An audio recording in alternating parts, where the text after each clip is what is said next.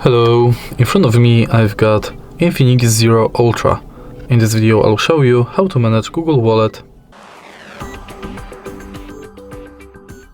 In the beginning, let's enter Wallet.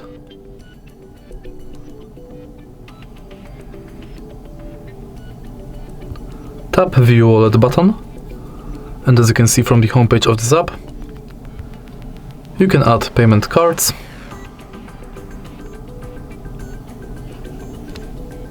manage all of your cards,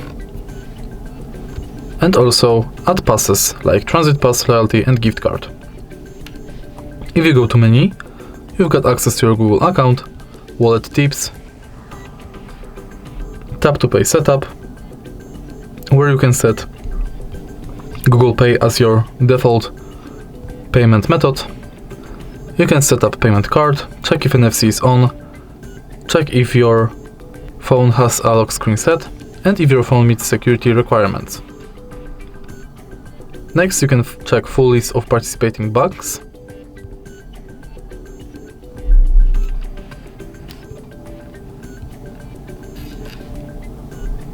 And manage passwords in Password Manager.